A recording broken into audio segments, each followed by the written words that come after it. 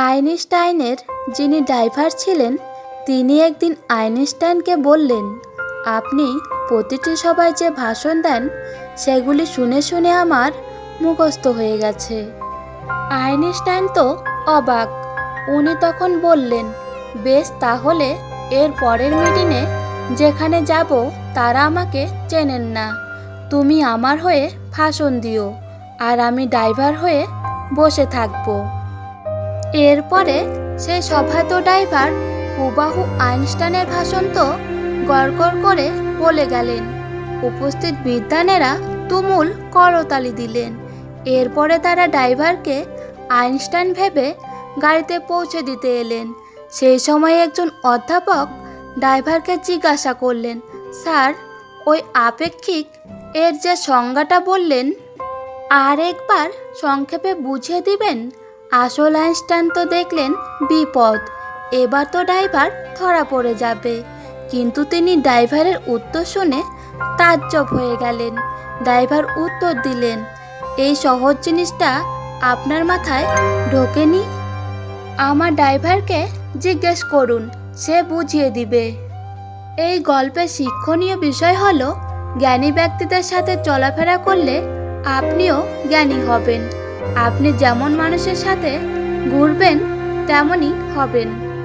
এই জন্যে কথায় আছে, সৎসঙ্গে স্বর্গবাস, অসৎসঙ্গে সর্বনাশ। একটা ভালো মন জীবনকে বদলে দিতে পারে, একটা খারাপ মন নষ্ট করে দিতে পারে একটা সুন্দর জীবনকে। তাই সুন্দর মানুষকে নয়, সুন্দর মনকে খুঁজুন। ভরসাটা নিজের ওপর রাখলে সেটা শক্তিতে পরিণত হয়, আর অন্যের ওপরে রাখলে সেটা দুর্বলতায় পরিণত হয়। 100 বছর বাঁচার জন্য 100 বছর বয়স হওয়ার প্রয়োজন নেই। শুধু একদিনে এমন কাজ করে যাও যাতে লোক তোমায় 100 বছর পর্যন্ত মনে রাখে। পুত্র সন্তান যদি একটি বাড়ির প্রদীপ হয়, তাহলে জানবে কন্যা সন্তান দুটি বাড়ির প্রদীপ। কেউ কেউ দোষ খোঁজে সংশোধন করে দেবার জন্য, আর কেউ কেউ দোষ খোঁজে অপমান করার জন্য। যখন মানুষ আপনাকে তার সুবিধা মতো ব্যবহার করতে পারবে না, তখন বলবে আপনি বদলে গেছেন। জীবনে বড় হও, কিন্তু কাউকে ছোট করে নয়।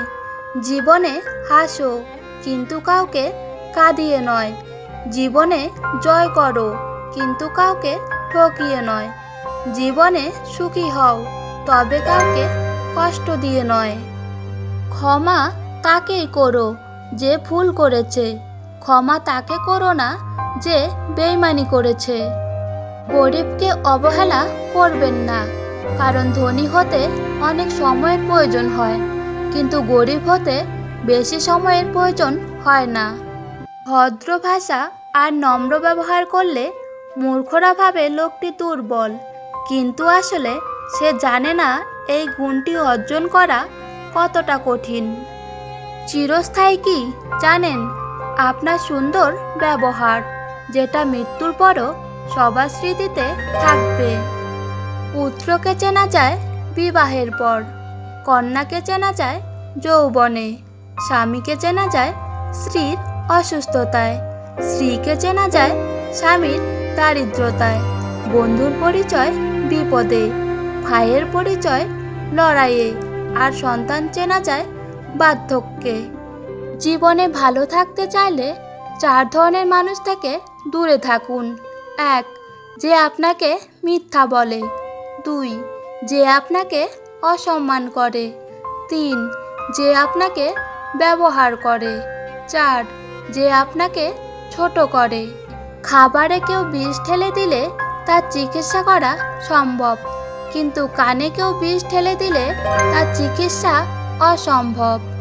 কেউ আপনাকে গালাগালি করলে চুপ করে থাকবেন, কারণ সে তার বংশ পরিচয় দিচ্ছে, তাকে দিতে দাও। কেউ যদি আপনাকে হিংসা করে, করতে দিন। মনে রাখবেন, হিংসা তারাই করে যাদের যোগ্যতা কম।